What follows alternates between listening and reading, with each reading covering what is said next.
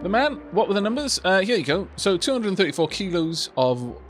Well, don't worry about the heat just yet, but just give me the weight of magma produced, if you could. But it's not so much this, because again, the math here is actually fairly simple.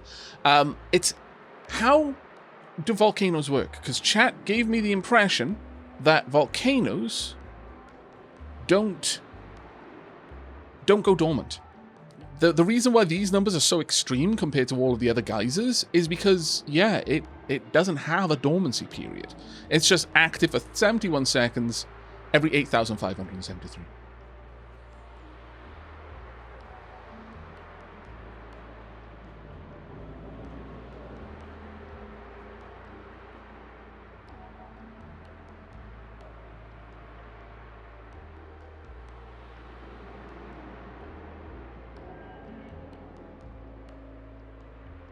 It's in the details when you click on it.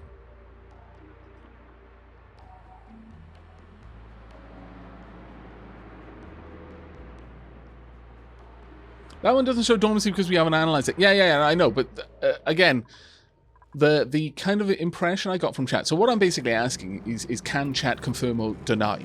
I know. Can chat confirm or deny what chat just said? But there were different people in chat at the time. I'm just wondering, now that I'm putting the question explicitly, do volcanoes function differently from geysers and you know, metal volcanoes and things like that, and vents? Because they tend to have a active and dormancy cycle of you know, several cycles depending on what's going on, an active period, and then they you know, for X many cycles out of X, Y many cycles. Do volcanoes more or less just never go dormant? So is it purely down to the 71 cycles every 8,000 or so?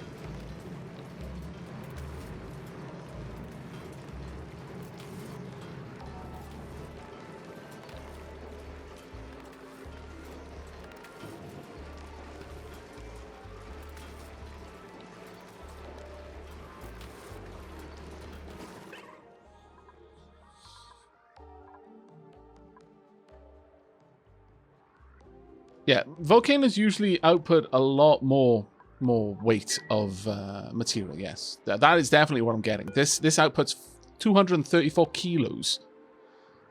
Basically outputs a fifth of a ton every second for 71 seconds. For a minute, it'll do that.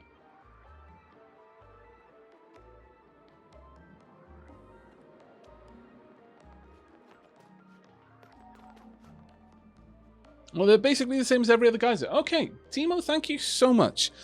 Because that was honestly one of the biggest reasons that I didn't play around with volcanoes in the last stream. I was like, oh, okay, so I don't want to break this base because I don't understand how this works because we're doing such a good job. I would feel ultra bad about that. So now that we know... Okay, so I'm not quite sure why people were making a big deal of it back then, but... thank you very much for clearing that up for me. I feel as though a weight has been lifted from my mind. A cloud, a veil has been pulled from before my eyes. And the infinite complexity and impossible brilliance of knowledge is piercing the darkness. We are still not doing too well. Why is this not working? Pipe blocks. Of course it is. Because I'm a derp.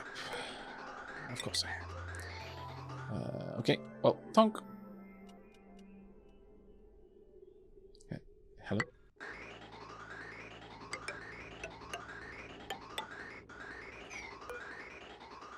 Deconstruct. That's annoying, but yeah. This is one of the things that I've tried to point out for a couple of people. Even though this could easily add more polluted oxygen into this system, it can't because there's something in the way of its exit, and a building won't merge its output. It'll never merge its output. A bridge or anything like that will, but a building won't.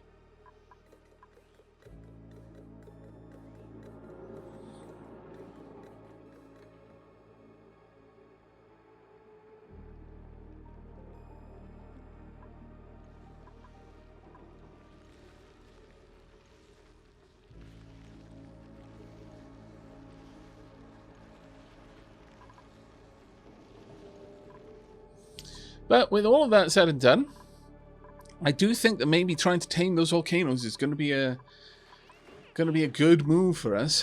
How? I'm not sure that we're going to be able to tame them in the same way, though. I feel that taming the copper volcano is a lot easier than it would be taming this. So maybe we should try taming the minor volcano first, because that, you know, it's half as aggressive as the other one. Still, 122 kilos is a lot. I could try, though. We could just try have a metal floor, have an insulated room, have a very large amount of water. Like, we would say a much greater amount of water at this point. On the ground at all times. Like, we'd want an entire level of water in here. And that water, when that flashes to steam, oh, it's going to be hot. It will be very, very hot water. It is potentially possible that we'd be able to run it without much more than that. If we were okay with the output of the volcano just sitting in there for the rest of eternity. Magma. What does magma become? Igneous rock. So we'd basically have infinite igneous rock.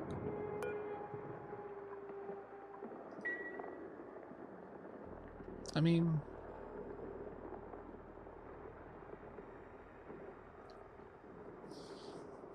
it's not a terrible idea.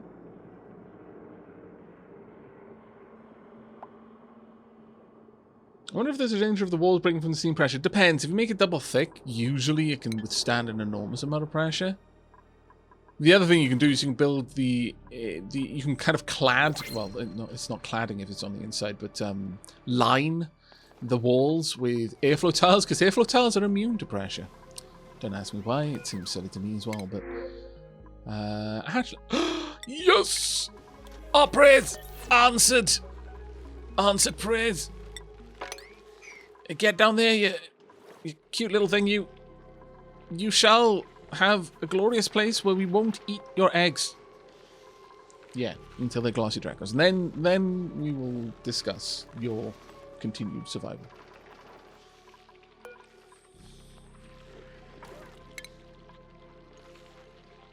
I will try and make sure that the Draclet egg is always kept safe, though. Oh, they won't break from air pressure, only liquid pressure. Okay, that's pretty cool then. Tip, a hatch farm can easily consume more... Oh, can a hatch farm consume more igneous rock than a volcano? Oh, okay. Duly noted.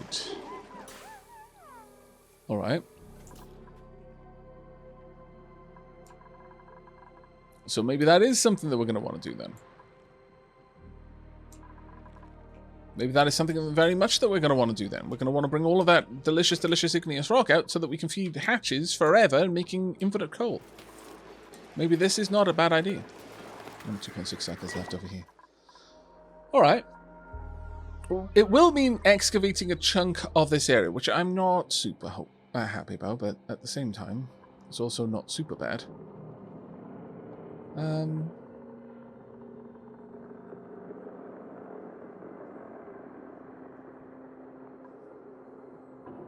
Now, as far as I'm aware, overpressurization of volcanoes and the like only happens on the second layer. Specifically this tile here. So as long as I don't allow the water to ever be more than that, we could store a rather large body of water in this facility, in this cavity, ready to deal with the output. And always top that up should it ever drop below 1,000 degrees. 1,000 kilos of water.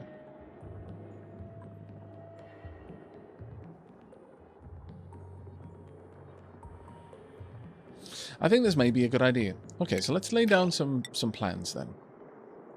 We're going to need to double insulate this place. That is so obvious. And you know what? I'm thinking of using ceramic.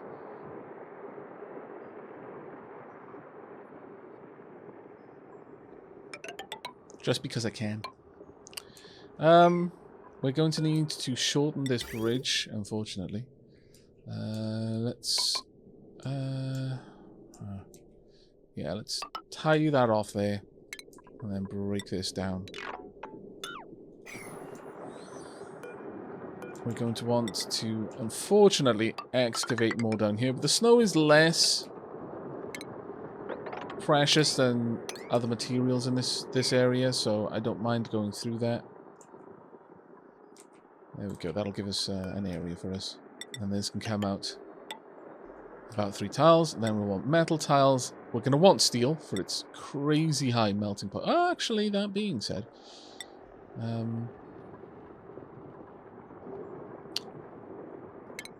were there any of the other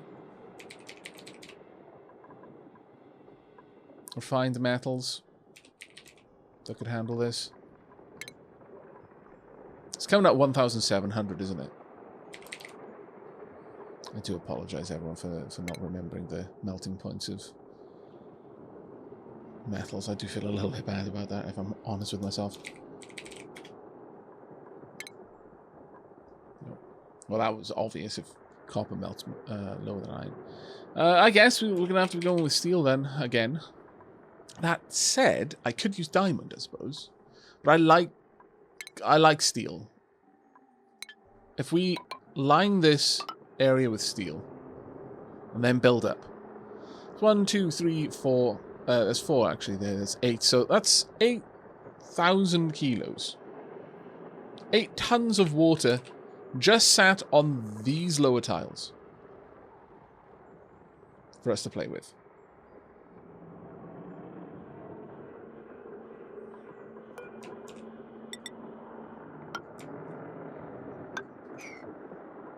Not build that one just yet. We'll need to add a little bit of extra insulation around this because I want this to be double insulated because it's a volcano.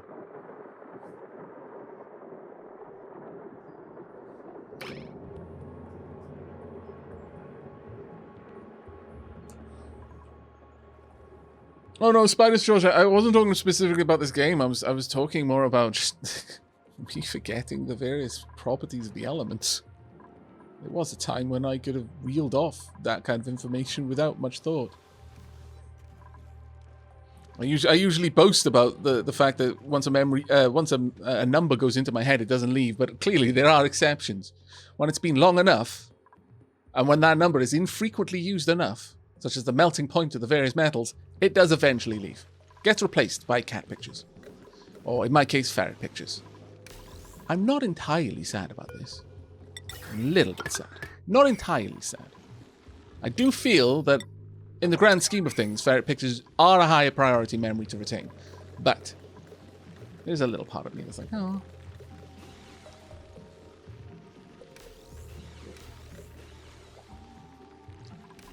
Alright, what are we looking at? Still crazy, crazy high compared to everything else it needs to be. But with 2 of these working, maybe we'll get a little bit closer. Maybe with a 3rd over here, maybe, just to, you know, edge things along.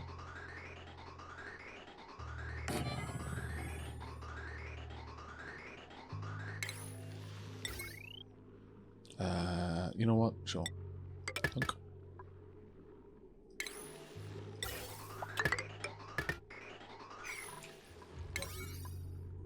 Those don't need to be 8s. Let's just put them on 7s. That'll help out a bit. Yeah, second one isn't working, Martin, because it doesn't have a pipe behind it. Now it is, though.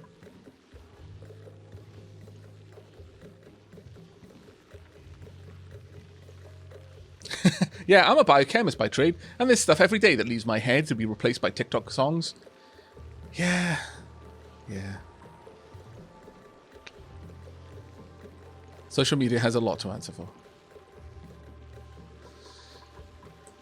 Let's have a look at the liquid. I mean, generally speaking, all of this liquid is going to be a stable temperature. It's going to be whatever temperature this room is at, basically.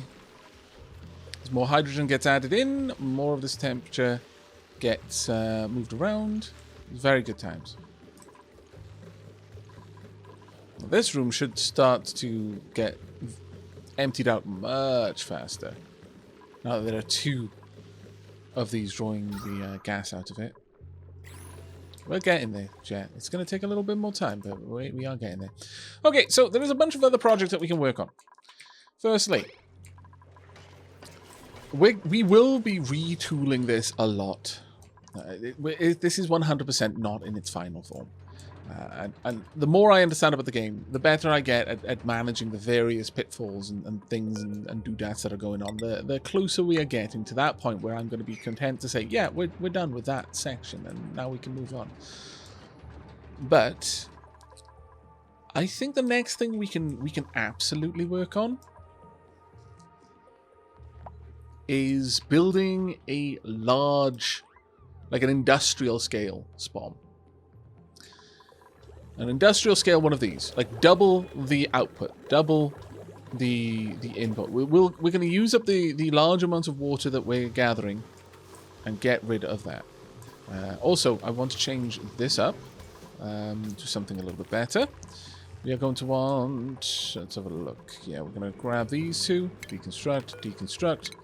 I would like then to have a, where are you? I mean, this one is being fed by everything else, so I don't actually need pumps to bring stuff in. But this one is not. So we are going to build these. This will be for a miscellaneous liquid. Let's say petroleum. Then we'll add... Well, actually, I could have the petroleum added in here from down there as well, I suppose. That wouldn't necessarily be a bad call, even. The oil... I prefer the oil doesn't get dumped over there. Just sits in here for a while. We can always have a look at that. I could just dump the petroleum out, I suppose. But yeah, I want this to accept any petroleum that I have. Oil, it already has a place that I take it. Down here for the oil. But petroleum I would like to actually be where I've mopped it. Taken over there. How long we got? 1.4 cycles, chat. Until we allow this to bleed out the last little bits of temperature in here. And then we jump in and take this to the next level. And it's actually going to be so easy to set up. In fact, let's set up the automation for that as well. Okay, so we've got a thermo sensor over here that is already detecting. That one's controlling this if the temperature is above 205. I could build a second one, or I could honestly just knot that signal and say if the temperature is below 205 or is 205, then grab whatever's in here and get rid of it. But I kind of would prefer not to do that. I'd sort of prefer to have this controlled bang on the dot of 200 if I have an option for that. It means that these are going to cycle on and off a little bit. That therein is the kicker. These will cycle, and that will annoy me. It'll go over 200, it'll turn on, and then it'll drop below 200, they'll turn off. Over, turn on, drop, turn off. So on and so forth. Annoying and loud. Annoying and loud. What we could do instead, then, is 2 thermosensors. Will have to be made of steel, because this is just the way of things. We can have 1 thermosensor here, 1 thermosensor there. We can build the where is it? The memory toggle up here. We don't have to have that in the room. So we have the SR, something like that. Tonk. Set, reset. Now, if you're unfamiliar with what an SR is, let me go up here. We've already built one. Yeah. Right there. Go into automation. It'll be a little easy to see. The set port. When a green signal is received, sets the internal memory to green. A red signal doesn't do anything. So once it's been turned on, taking away that signal doesn't change it. This one, the reset signal, when that receives a green, it turns the internal memory to red. A red signal has no effect. So when this receives a green signal, this turns off. When this receives a green signal, this turns on. And these do not do anything other than activate. Red signals, independently, don't change a thing. So what we would want to do... Yeah, wow, that base is getting really big now, isn't it? We are going to need... Does this need to be steel? Because it's technically outside of it, so I would say it doesn't need to be. We want steel cables, whomp, and whomp, like so. This one will be set to turn it on when it hits 200 degrees. This one will be set to turn it off should it drop below, let's say, I don't know, 190. So it's got a bit of buffer to that temperature that it's got in there.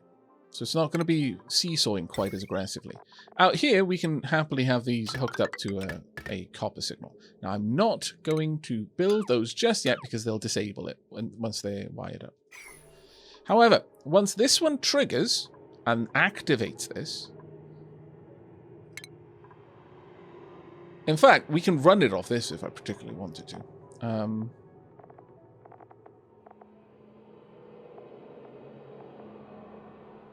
Where is it? Filter gate. Only lets a green signal through if the input has received a green signal for longer than the selected filter time. So I could have this on a filter so that it has to be below 190 degrees for longer than X much time. And then it'll start heaving all of that stuff out. Or I can have this be filtered from the signal that's turning on or off the actual generators. Now, the difference with this is it's a subtle difference, but it's probably quite an important one. This one can trigger for 10 seconds at 190. So if it's dropped below 190, this triggers on and will stay on for 10 seconds, assuming no more heat is injected into the room. Let's say we've set the filter to 10 seconds. After that 10 seconds, this lets the green signal through. This turns on, starts grabbing up all of the things, dumping it into this, and they get taken out. If this were to go above, let's say, it gets drops below 190 for a few seconds, like say 5 seconds, but then something brings it up to 192. Well, then this would not turn this on. So this would just remain dormant for now. However, like if it just sat at 192, then the copper in here is not going to move because it doesn't hit 200, so this doesn't turn on again. So this would still be active. Like if I had it hooked up to this would still be active and grabbing things and then eventually shoving them out of there, even though it's come up above 190, whereas this would, you know, still potentially keep it going.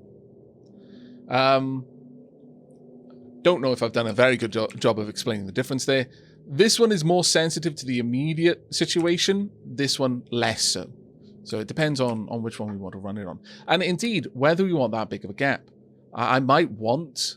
Yeah, I kind of want the room to pull out as much energy out of that copper as I can, and then this is realistically only going to activate when these drop below 120, and then this gets to pull it out. It'll have to sit at 120 for a certain amount of time, and then this can start grabbing stuff. And the moment it peaks above 120, it stops trying.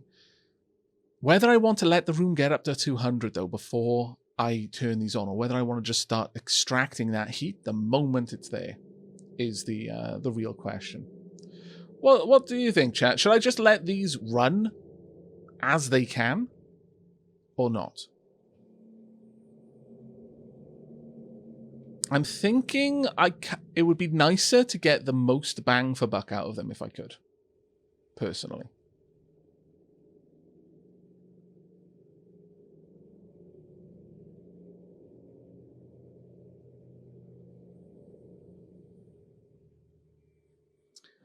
Papadio, I unfortunately do not.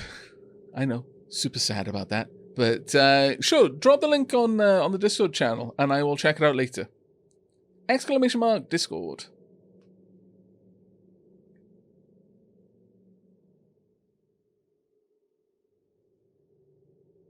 I imagine You know what? Other peeps might find that quite useful in here. So let me go ahead and just allow. There you go. You can drop the link in here as well.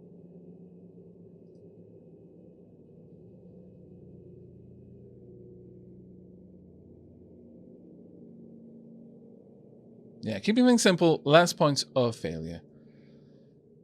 All right.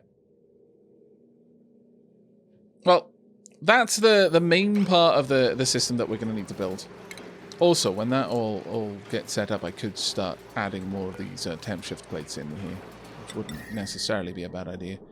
And drop another one down there. I could even have a few more just to shunt that heat around. Just because we can. Trenton, thank you very much for the Prime sub there, mate. And hello, Curse, how you doing?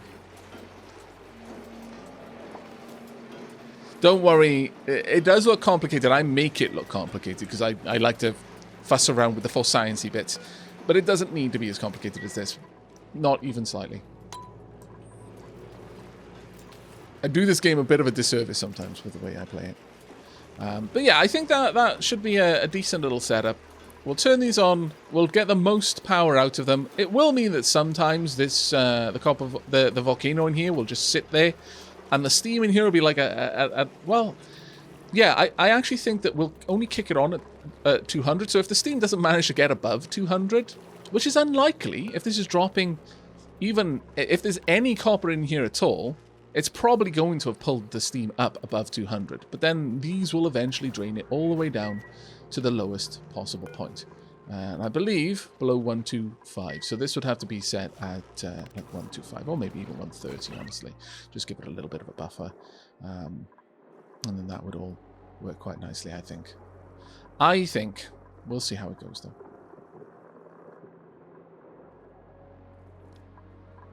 But then we'll start worrying about the regular volcanoes. Not long after that, I think. What are peeps up to? Long commutes. Yeah, I do need to set more of these up, really. This one is no longer necessary, though, so I'm actually going to deconstruct that one. And also deconstruct this. Because now I've got a door there, there is really no reason for them to use that. None at all. They don't actually have to use that door if they don't want to. But if they're close by, just use it. It costs me much less power for you to do that. And that makes me happy. What did you just do? What? Did you go halfway through the pipe and then change direction? That seems like it would probably break your neck. I feel that would be a severe case of terminal G-forces. Why did we add a door there? I decided to. I felt that it would be helpful, ultimately. We're almost done with this room. Very, very nearly almost done. So, to that end, I'm going to start giving all of these items a higher priority. That one no longer needs any priority. I can put that down to a 1 without issue. Yeah, we're drawing out the last little bit. So we're going to get another eruption. We're probably going to get a few more eruptions, actually. At least 2 more, I would say, before that shuts down. And then we lose that power for about 50 cycles. And also the glorious, glorious copper. But that's okay. How much copper have we gotten up to now? 22 tons of copper. I approve. Right, how's everything going in here? It's getting much, much better in here now. There. There's actually still quite a lot of gas down there, I'll be honest.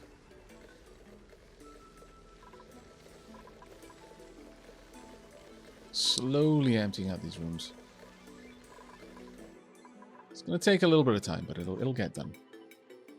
I do wish that you could just have a vent and allow pressure to push stuff into the vent. That would be rather good. Because, I mean, it should work like that, realistically. Oh, we've got enough heat in the main steam room. Awesome. When did that kick in? 160 degrees. So it kicked in fairly recently. But it's still got quite a lot of heat in here because all of these are now running. Because are all of these energy tuned up? Oh, look at that. Look at that gloriousness in terms of their power. Them and the natural gas. Chat! We're storing power! Happiest of days!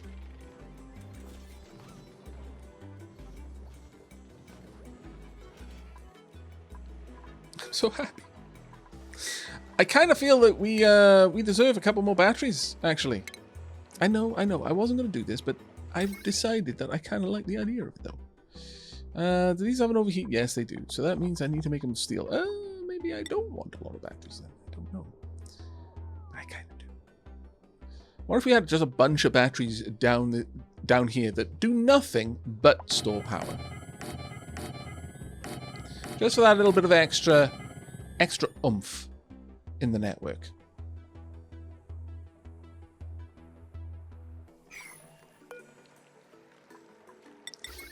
We're getting to a point, though, that we're going to start... we're getting to a point where we're actually starting to put enough load on this. Oh, that potential load, though. We've almost got enough things hooked up to the main power spine that we could burn out the heavy watt wire. Yeah, celebration batteries sound like a fantastic... I agree. These will be the duplicant dystopian celebration batteries. Perfect.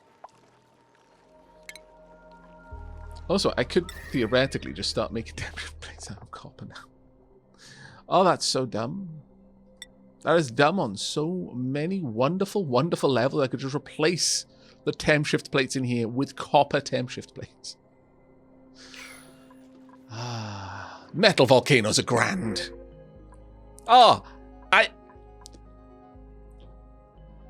if that isn't fate telling me that this is a great idea, I don't know what is. At this point, if we didn't do it, I think we would annoy the gods. The gods themselves would feel that we had snubbed them.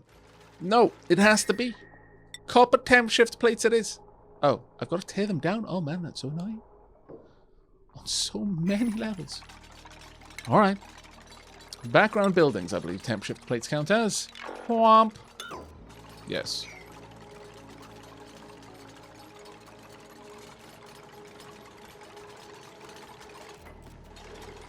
The temp shift plates, arranged as they are, I believe is optimal for the temperature shift between gases. Because each temp shift plate only shares temperature with its cardinal directions. So by having them in the checkerboard pattern, each temp shift plate is effectively sharing temperature with a communal neighbor. I believe that's how they work. Again, I'm no expert on this game. There we go. It is time. We are draining the last bits of energy out of this room. Right, remind me very soon, chat, that I need to go in there and sort that out. Oh, the temperature plates share with all 8.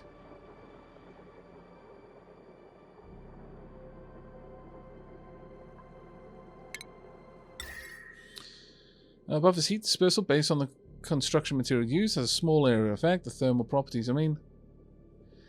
I've got a mod that should show me the places where these things affect stuff, but looking at I was always under the impression that you just have to look at the image and that the temperature plates border, they kind of squeak into the 4 tiles around it on the image, and that's where they interact with.